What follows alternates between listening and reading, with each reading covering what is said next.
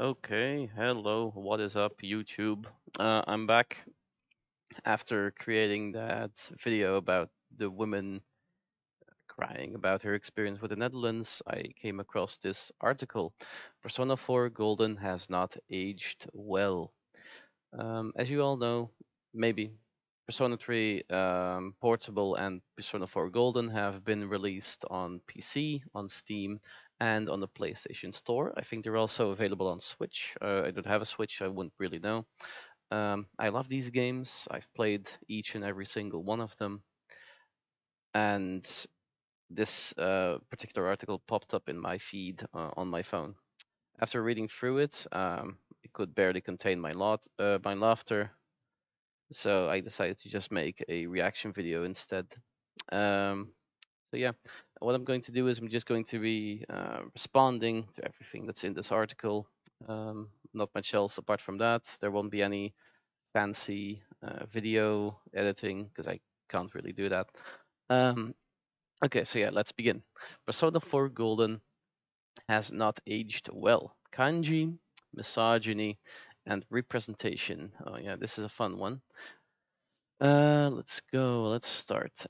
Each year, there's often one game that dominates my time for 100 or so hours. Last year was Elden Ring. Previously, it was Breath of the Wild and The Witcher. Back in 2017, it was Persona 5.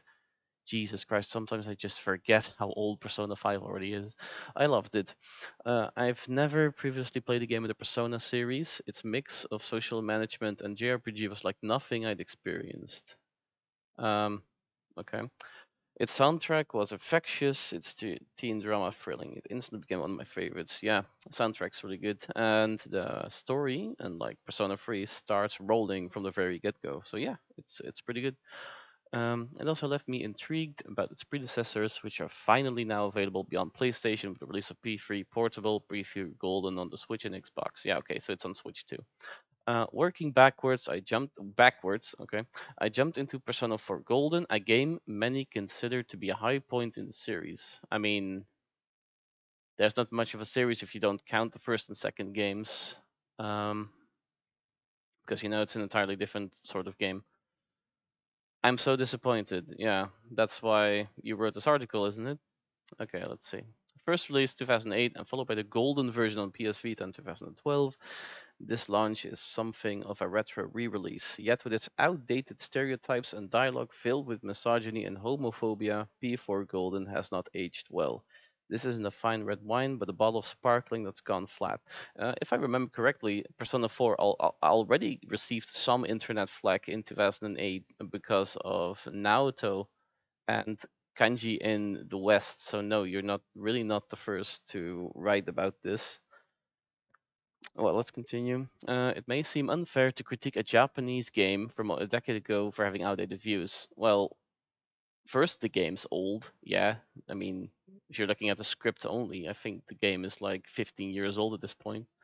And it's a Japanese game with Japanese culture and reference to Japanese culture. So yeah, you as probably an American or anyone from the West um, are going to clash with Japanese culture in this game, probably. After all, it's a product of its time and its culture. But after the success of Persona 5, this release of Persona 4 Golden is bringing the game to a new, more global audience. Is it though? I mean, if I remember correctly, I think Persona 4 before 5 was the most successful Persona game, which is why it produced so much um, spin-off games like Persona 4 Dancing and Persona 4 Arena. It's not beyond criticism from fresh eyes. In fact, this is an opportunity to reflect and appreciate how far representation in games has come. Um, I really wonder where he's going to go with this whole representation thing because it's a Japanese game taking place in Japan. And if you have ever visited Japan or tried looking at um, population numbers, there's barely anyone else living there except for Japanese people because Japan is really hold really not that adamant in just letting anyone live there. If unless you can't move there, I think, unless you come to fill a specific job that Japanese people themselves can't fill. like English teachers, for example. Pretty much every Japanese high school, university has English teachers from abroad. Um, there's usually not a single Japanese English teacher. Okay, as with other games in the series, P4 Golden follows the same dungeon crawling JRPG and social stimulation structure from a formulaic experience.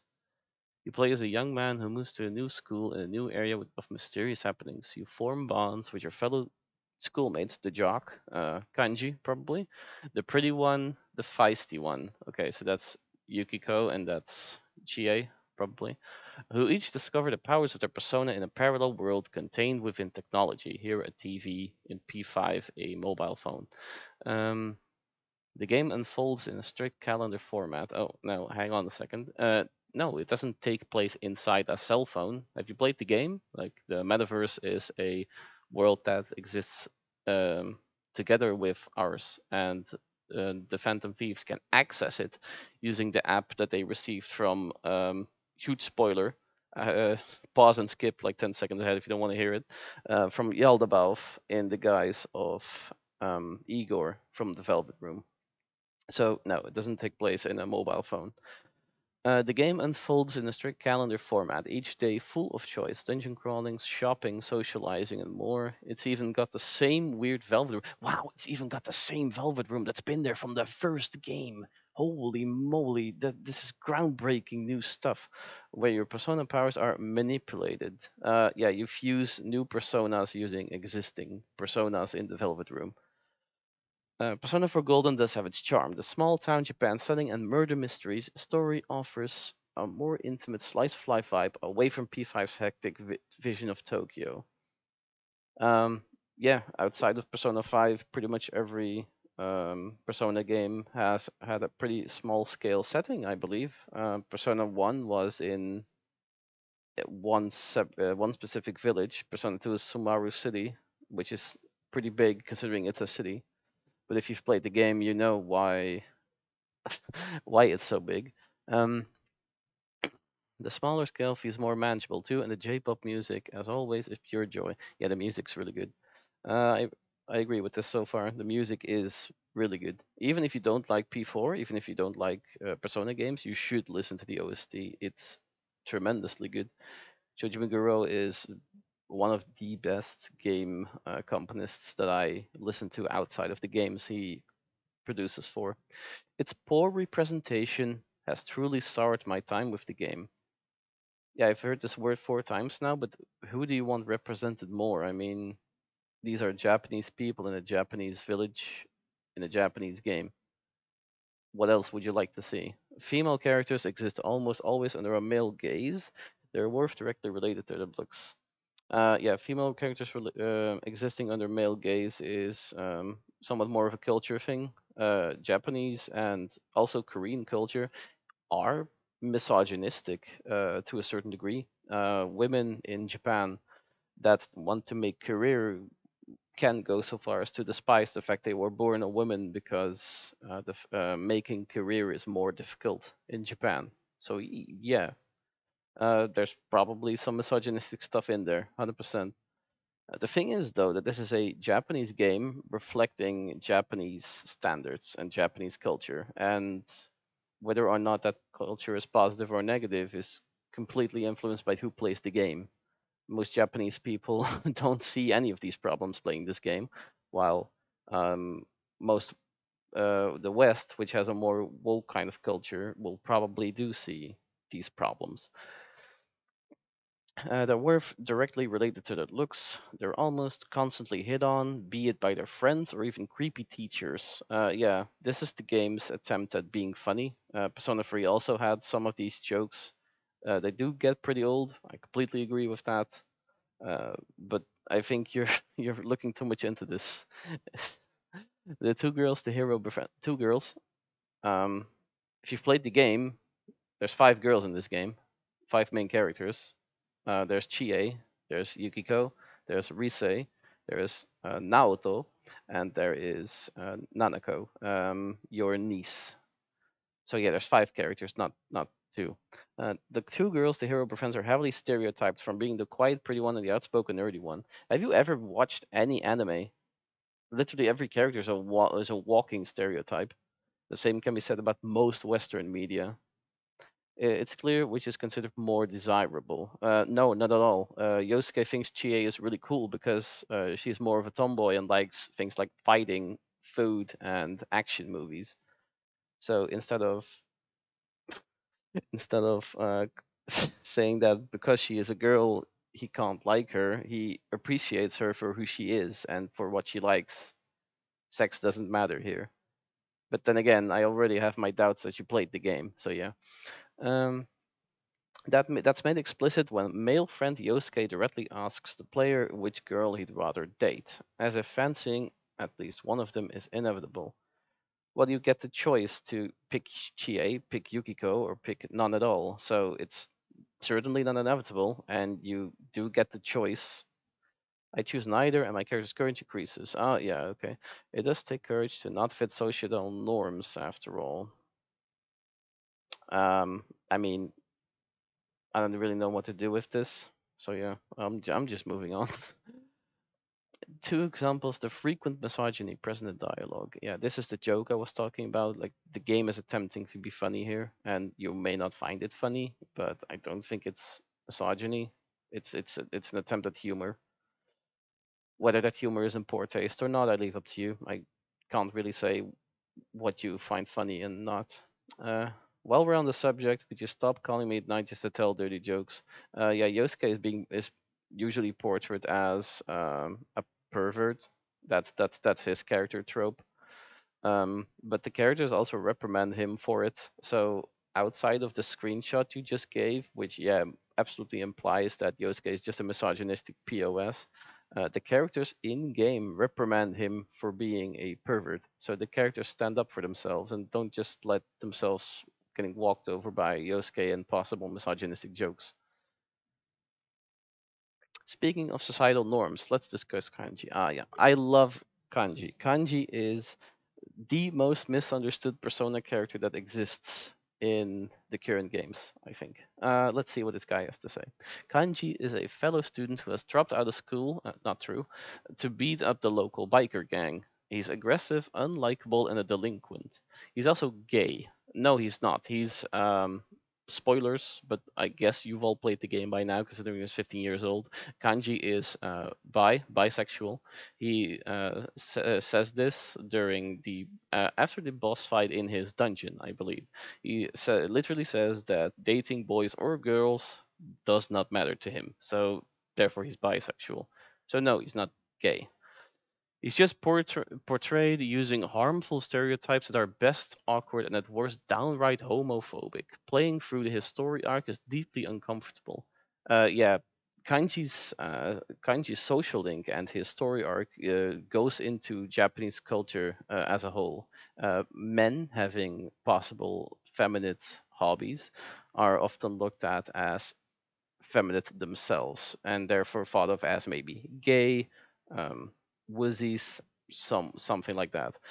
So yeah, but if you completed his social link and completed his story arc, you would have realized that Kanji is actually a very difficult to understand character with very grounded fears. Let's see, Sasuke, blah blah blah. Playing through his story arc, blah blah. The Persona games thrive on psychoanalysis and purport to tackle tough subject matter. Yeah, that's what it does. Persona, like Persona 5 does this the best, I believe. But the Persona games actually go into the negative sides of Japanese culture, and the games talk in detail about most of these things. Um, a good callback is Persona 3 where Mitsuru,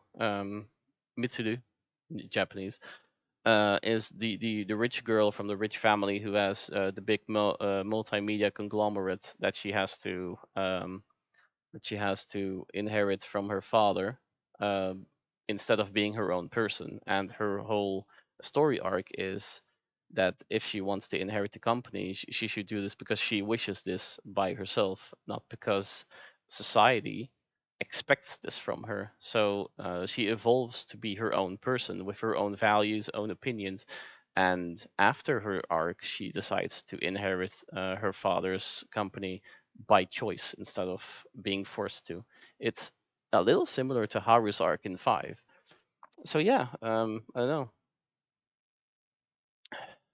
Its teen protagonists are on a mission to assist characters with self-acceptance by, of all things, exploring a dungeon of the mind that reflects their repressed inner desires and subconscious demons.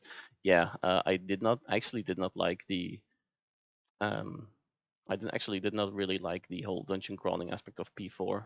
Considering the subject matter, which is self-acceptance, being your own person, standing up for your own values, I thought exploring a dungeon like it is in the game actually takes away from the whole experience.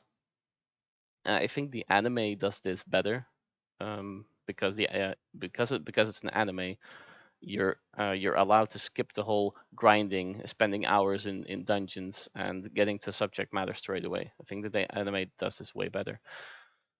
Exploring a dungeon of the mind, blah blah blah. Kanji is no exception. He's clearly suffering from internalized homophobia, self-hatred due to his sexuality. He lashes out at others and is quick to temper because he's struggling to accept himself. Actually, no. Kanji finds his hobbies to be very okay, but is very scared of the stereotype that comes with liking effeminate things in Japanese culture, as I explained a few minutes ago. Um, Handled sensitively, this could have been an ideal exploration for a Persona game with the series focus on self-reflection and acceptance to overcome trauma. Except this isn't it. The lack of empathy shown by other characters and Kanji's own lack of acceptance or resolution. He may have had some sort of complex, says one character. Yeah, that's Naoto, describing Kanji as if sexuality is an issue to be cured, while others describe him as strange. When questioned, Kanji insists this ain't what you think, afraid to open up. Yeah. Well, let's see. Slender young man. He may have some sort of complex. So we have no proof of this. Crap, this is so wrong in so many ways. Yeah. I mean, it is pretty wrong. If you've played the game, which I'm starting to doubt, considering the whole text, you would have found out that the dungeons are based on the fears of the characters themselves, and the bosses are what one of the characters envision their fear to be. So Kanji is very scared of being thought of as a gay, feminine man because he likes feminine things. He likes cute dolls, he likes sewing, and he often helps his mom manage her sewing shop where she sells materials and all that stuff.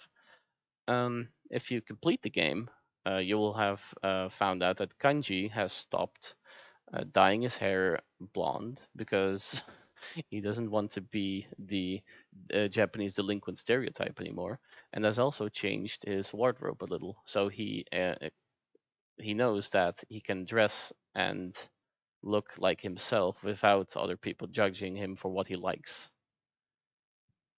He may have some sort of complex. Yeah, I mean, this is completely taken out of context. I've played the game twice. I've completed the game 3 times, but I can't recall this particular instance. So there's no way I can go into this. That is until the dungeon. For kanji takes the form of an all-male kanji that takes the form of an all-male seedy bathhouse bathed in scarlet and accompanied by porno saxophone music, around which shadow kanji, an evil version of itself, cahots and nothing but a towel. Kanji's sexuality is clearly coded as gay. Well, again, no. Kanji himself explains he's bisexual, like straight after this dungeon, but I guess you were too busy being offended to pay attention. But rather than accepting him, the other characters see this as predatory and odd. Well, wouldn't you find it very odd to walk into a bathhouse with completely naked people that want things from you? I mean, wouldn't that be weird? Later, the group must battle Shadow Kanji, a hyper-masculine demon with bulging muscles and an oversized male gender symbols for weapons. This isn't really him, it's his emotions going haywire. Sexuality is clearly perceived as something that can be cured. As long as he has these intrusive thoughts, the group must battle to save him somehow. Well, not at all. The fact Kanji doesn't accept himself for what he is makes the shadow go berserk. And as I explained earlier, the boss characters that you defeat are based on what the character perceives his fear to look like in physical form. So Kanji is, as I explained, very afraid of being branded as a homosexual, feminine type of man instead of being taken for who he is. And this is what that looks like. That's why the male symbols are there. That's what the roses are for. That's why he's wearing makeup and being incredibly buff, like all of that.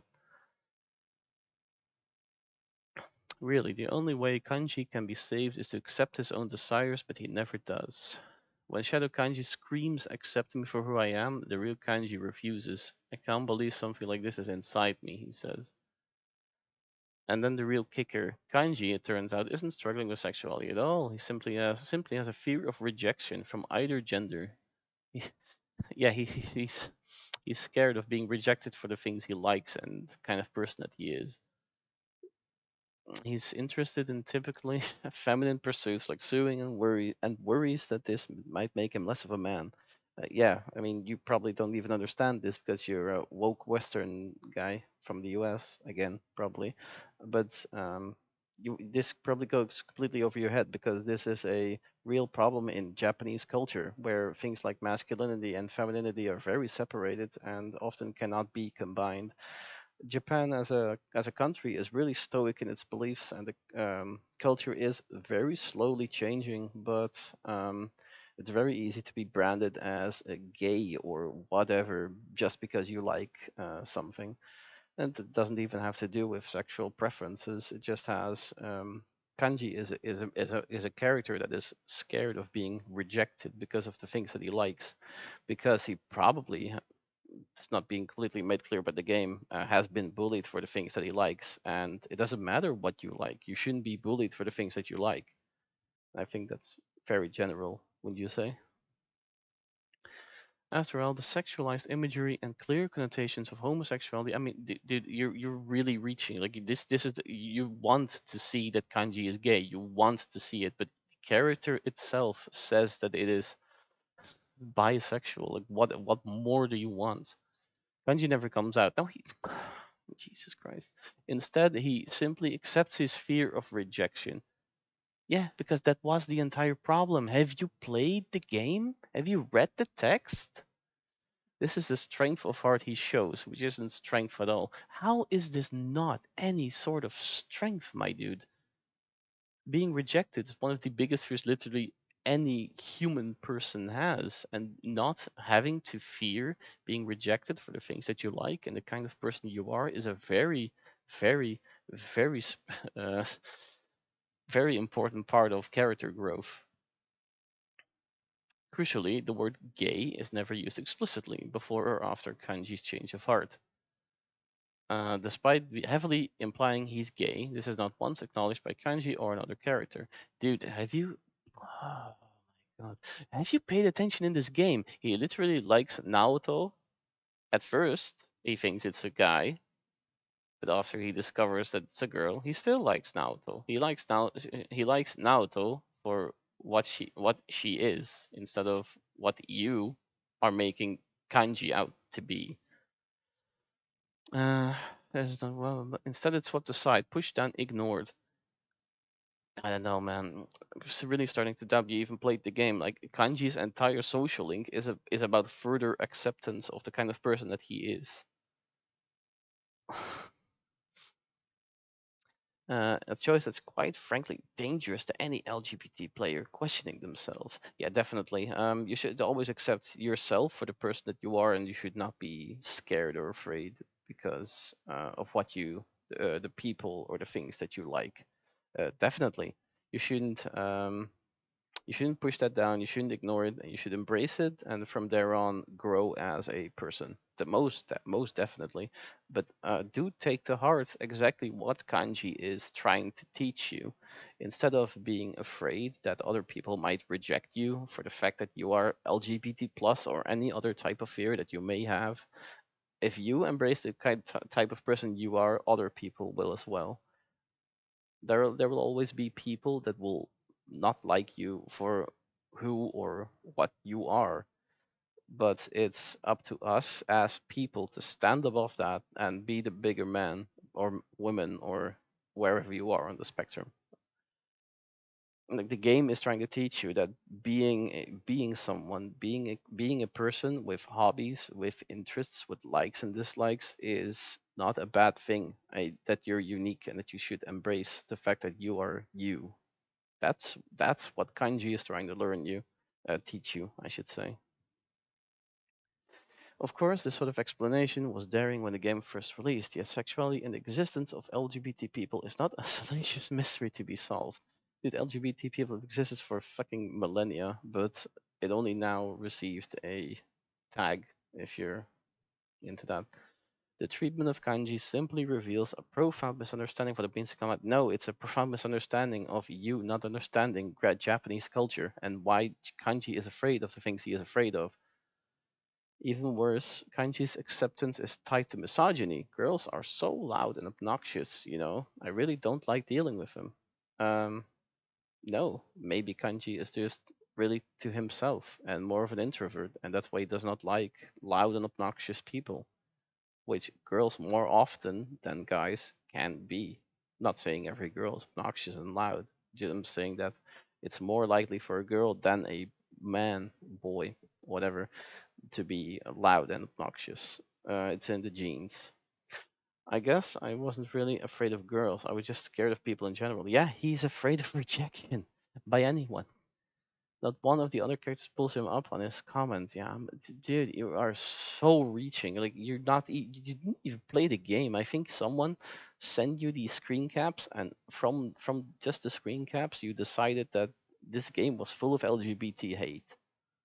Get a hobby, man, or use the time to write this to actually play the game and read the text.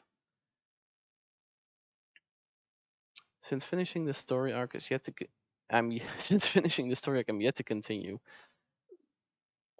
Dude, you finished it, but you probably just spammed A all the way through. I really doubt you read any of it.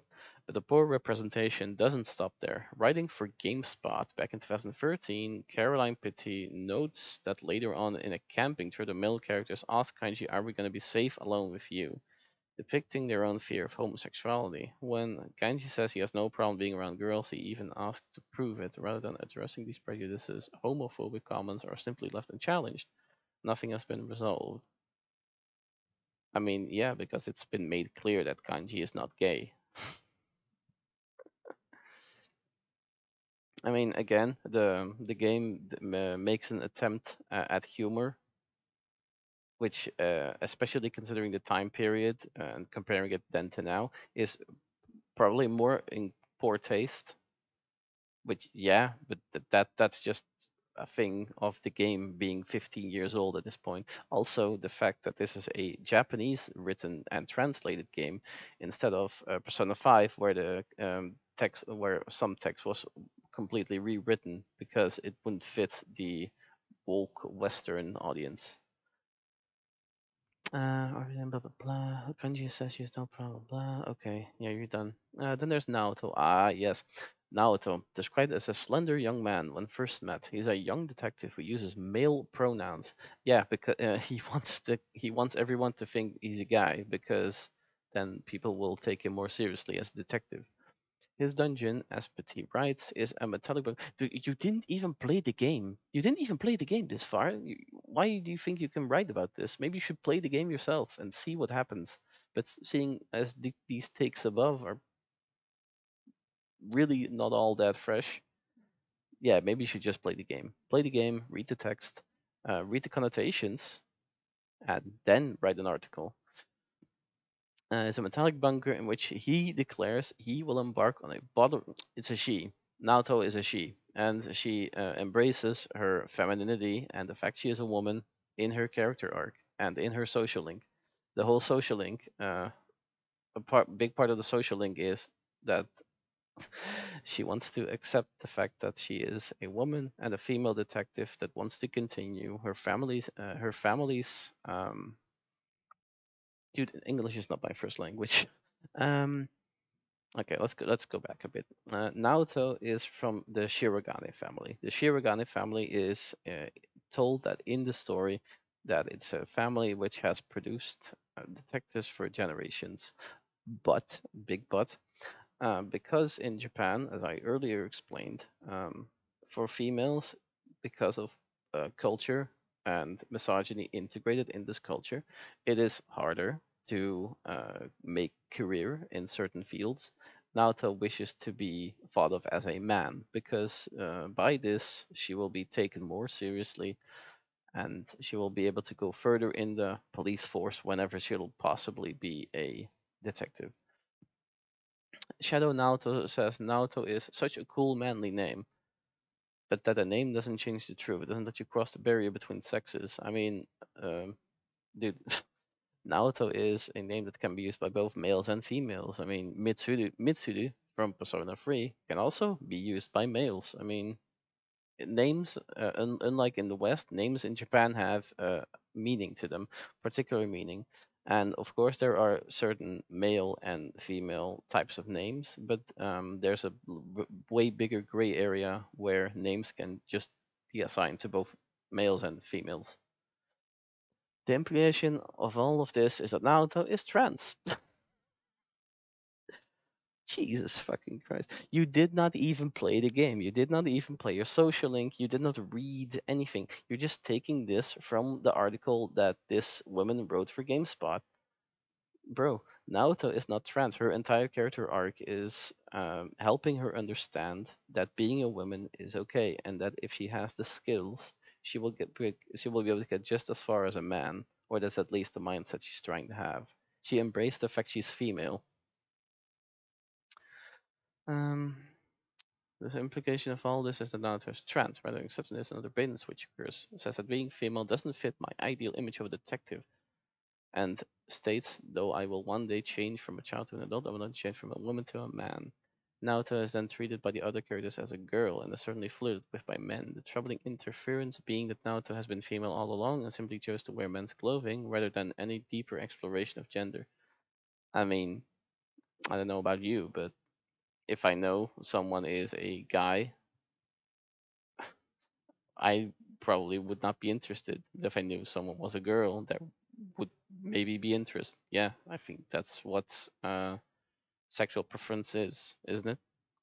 This sort of representation is not specific to P4G. Persona 5 featured two predatory older gay men who are sexually aggressive towards a minor. Yeah, this scene was rewritten in Persona 5 Royal because the scene was taken as LGBT non-friendly, which I agree with. By the way, it's a Japanese attempt at humor, and in Japan, this was found funny, but in the West, during the first release of P5, there was shock and horror about this particular scene, so they revised it. As stated here, the revised Royal Vision makes changes to this. Yeah, exactly. However, as Laura Dale detailed on Polygon, the revised scene still involves a lack of consent and remains uncomfortable. Atlas may be learning from past mistakes, but it's a slow process. Dude, Atlas, the guys that make the game and the guys that translate the game are a completely separate company that only bear the same name. Atlas NA just translates whatever games they're getting from Atlas in Japan. There's a slow process that leaves the inevitable Persona 6 with a lot to prove. Well, what is there to prove? The fact that you don't like certain things in the game because apparently you're not reading and experience the story. Yeah, I mean, maybe you shouldn't even buy Persona 6 if you're just gonna buy or write articles without there being any reason for them. In purely mechanical terms, P4G still stands as an impressive JRPG, but as an exploration of gender and sexuality, it's an incredibly disappointing experience that simply does not match the standards of today. And while it can be revered as a relic of the past, its re-release without amendment perpetuates tired stereotypes. Well deserved better. Yeah, we really did. Like reading this entire article was such a huge waste of my time. Tell you what, sir, P4G is not about gender and sexuality.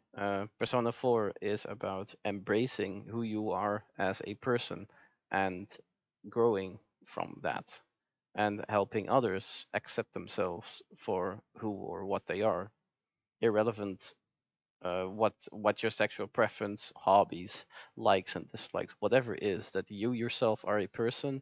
and that you can embrace, you can love yourself and embrace the person that you are. That's what P4G is about. That's what P4G is all about. That's what the whole story is trying to tell you.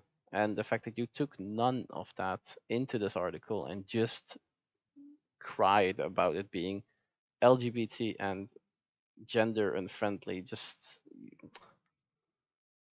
I think I've said this like 10 times, man. I really don't believe you actually played the game or understood its themes at all.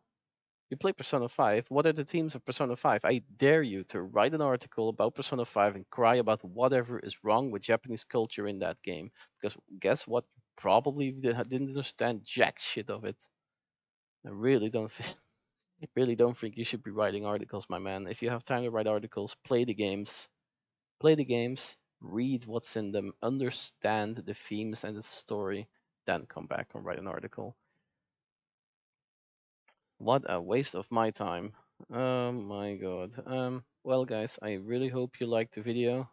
If you disagree with any of my takes, or if you disagree with any of the text, I will put the I'll put the article link in the description, most likely.